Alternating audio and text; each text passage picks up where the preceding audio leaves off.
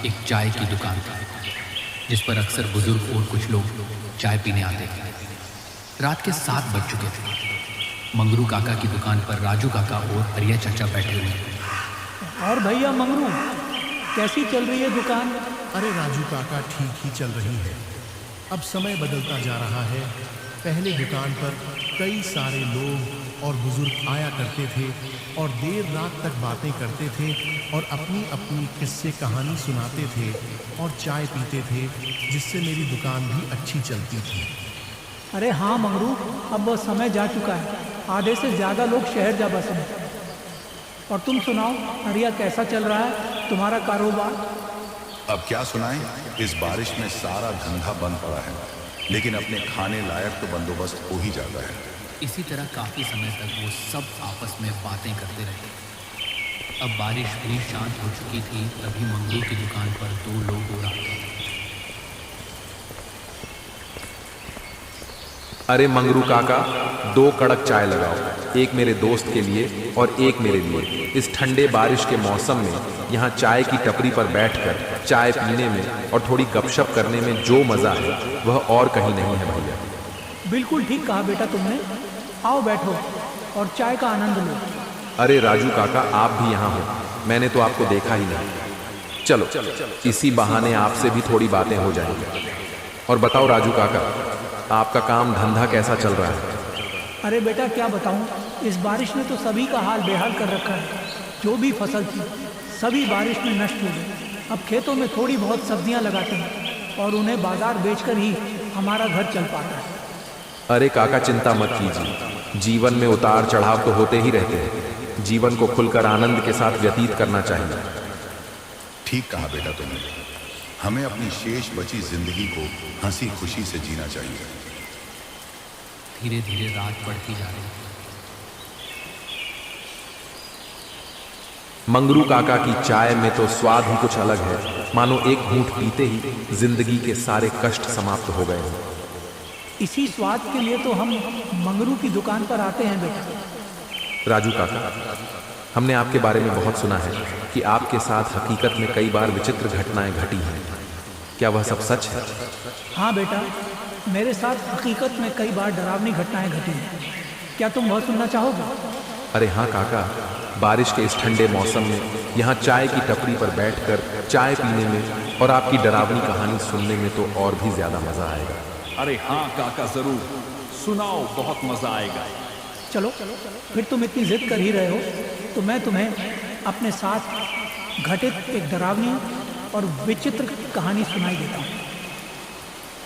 कहानी है आज से ठीक 30 वर्ष पहले कि जब मैं गांव से कुछ दूर शहर में एक दफ्तर में काम करता था। रेलवे स्टेशन पर आखिरी ट्रेन आई।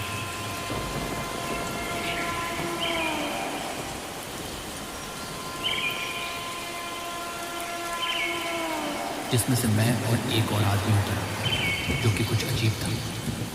रात के करीब 12 बज चुके थे। स्टेशन पर दूर दूर तक कोई भी नजर नहीं आ रहा था। ये तो जाहिर था कि इस वक्त स्टेशन पर कोई भी ऑटो रिक्शा नहीं मिल सकता। मेरा घर स्टेशन से काफ़ी दूर था। पैदल जाने में लगभग 1 से 2 घंटा तो लग ही जाता। मेरी नई नई नौकरी लगी थी, जिस कारण मुझे इतनी मेहनत करनी पड़ रही थी। फिर वह आदमी जो ट्रेन से मेरे साथ ही उतरा था, वो पैदल ही आगे बढ़ना शुरू कर दिया। मैंने पीछे से आवाज़ लगाई, अरे भाई साहब रुकिए, आप कहाँ जा रहे हो? अरे भाई, यहाँ खड़े रहने से तो बढ़िया ही है कि मैं पैदल ही अपने घर पहुँच जाऊँ।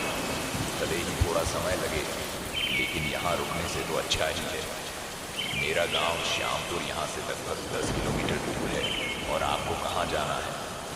अरे भाई, जाना तो मुझे भी श्यामपुर ही है, पर श्यामपुर का ये रास्ता तो जंगल से होकर जाता है ना। पैदल इतनी दूर अंधेरी रात में जाना क्या ठीक रहेगा? अरे भाई, अगर तुम इन बातों पर विश्वास करते हो तो तुम मूर्ख हो। मैं तो इन बातों पर बिल्कुल भी भरोसा नहीं करता। तुम्हें भी श्यामपुर ही जाना है, चलो फिर मेरे साथ दोनों साथ मिलकर चलते हैं। वो व्यक्ति ये बहुत बोल तो रहा था, लेकिन मेरा उस व्यक्ति पर विश्वास करना मेरे लिए सबसे बड़ी भूल होगी। मैंने उस व्यक्ति की बातों पर विश्वास कर लिया और उसके साथ गांव जाने के लिए हाँ कर दी। चारों तरफ अंधेरा ही अंधेरा। आसमान में बिजली कड़कने के साथ एक अलग ही सन्नाटा था।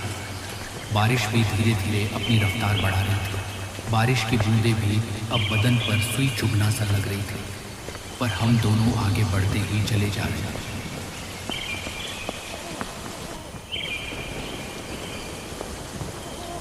कुछ समय बाद बारिश बहुत तेज हुई। आसमान में जोर जोर से बिजली कड़कने लगी। अब हमें लगा कि अब कहीं रुक जाना ही ठीक रहेगा। हमने सामने एक बड़ा वृक्ष देखा और वहीं पर हम दोनों रुक गए। चारों तरफ अंधेरा ही अंधेरा और जंगल से सिर्फ जंगली जानवरों और बारिश की बूंदों के गिरने की ही आवाज़ आ रही थी, और इसके साथ साथ जंगल से कुछ अजीब तरह के जानवरों की भी आवाज़ आ रही थी, पर हम इतना ध्यान नहीं दे रहे थे। बस हमें इंतज़ार था कि किसी तरह बारिश धीमी हो जाए या फिर रुक जाए। वैसे भाई साहब, आपने बताया नहीं, आपका क्या नाम है और आप कहाँ से आ रहे हो? थोड़ी देर तक वह आदमी शांत रहता है और फिर बोलता है, क्या करोगे भाई जानकर? कौन सा इस सफर के बाद हमें दोबारा मिलना है? क्या मतलब? मतलब भाई, मैं तो शहर का आदमी हूँ, किसी काम से यहाँ गांव आया हूँ। कुछ समय बाद मैं यहाँ से चला जाऊँगा। अब इतने कम समय के लिए मुलाकात करने से क्या फ़ायदा?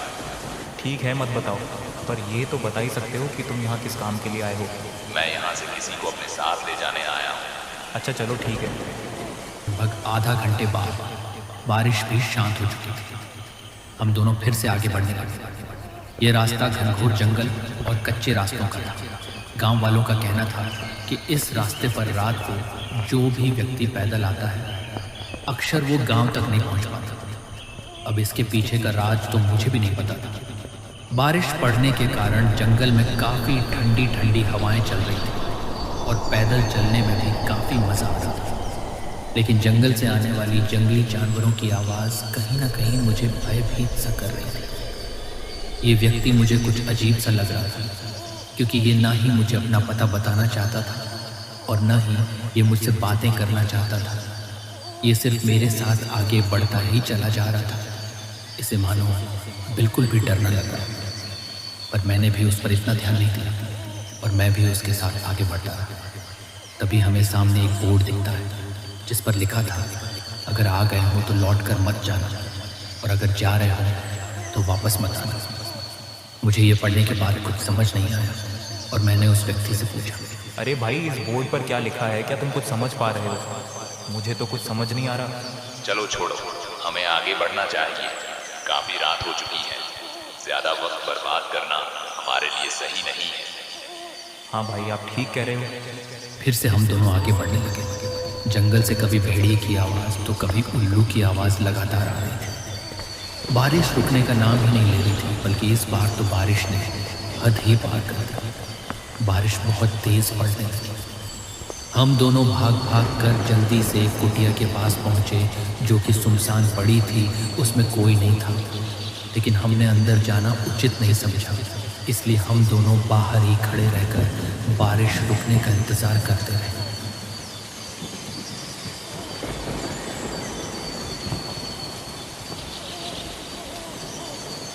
थोड़ी देर बाद ही जंगल से अजीब अजीब आवाज़ें आने लगी, मानो कभी किसी औरत के रोने की तो कभी किसी बच्चे की रोने की।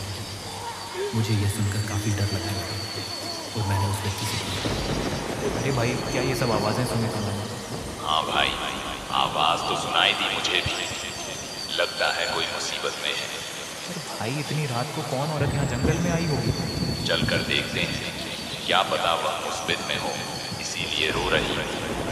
फिर मैं और वह व्यक्ति दोनों आगे बढ़े। बारिश अभी भी लगातार पड़ रही थी। कुछ समय बाद किसी की पायल की आवाज़ भी आने लगी। हम दोनों ने धीरे धीरे उस आवाज़ का पीछा करा।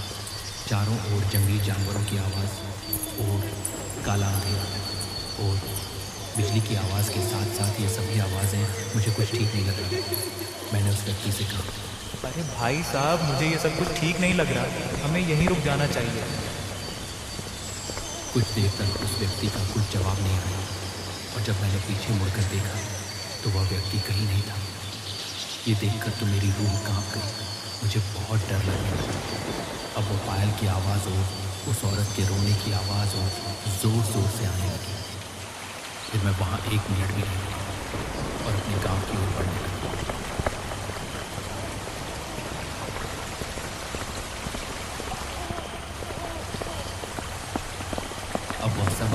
शांत हो चुकी थी। मैं अपने तेज कदमों से आगे बढ़ते जा रहा था। तभी सामने फिर से मुझे वही अजीब बोर्ड दिखता है जो कि मुझे शुरुआत में दिखा था। मैं ये देखने के बाद अचंभित रह गया, क्योंकि जो बोर्ड जंगल की शुरुआत में था वो जंगल के इतने अंदर आने के बाद दोबारा कैसे आ गया। मुझे अब सच में बहुत डर लगने लगा। थोड़ी देर बाद फिर से उस औरत के रोने की आवाज़ आने लगती और लगा मुझे मेरा नाम लेकर पुकारा।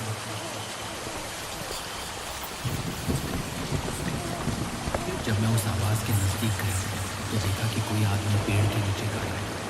ठीक से वो दिखाई नहीं दे रहा।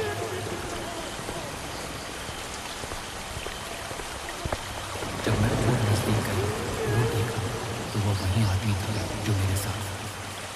मैंने पूछा, अरे भाई कहाँ खो गए थे और अब यहाँ औरत की आवाज़ में क्यों रो रहे हो? तभी वो जोर जोर से हंसने लगा। तभी बिजली की एक तेज गड़गड़ाहट के साथ आसमान में रोशनी सी दिखती है, जिससे वह व्यक्ति अपने असली रूप में आ जाता है और जोर जोर से हंसने लगता है। ये देखने के बाद तो मुझे लगा कि आज मेरा आखिरी दिन है। मैं डर के मारे एक जगह से हिल भी नहीं पाया। फिर मैंने हिम्मत करके भगवान जी का नाम लिया और वहाँ से भाग गया। मैं अपनी पूरी जान लगाकर वहाँ से भाग रहा था। मेरे पास इस समय भागने के अलावा और कोई दूसरा रास्ता नहीं था। मैं भागते रहा।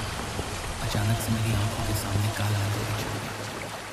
सुबह जब मेरी आंखें खुली तो मैंने देखा कि मैं रेलवे स्टेशन पर पड़ा हुआ था।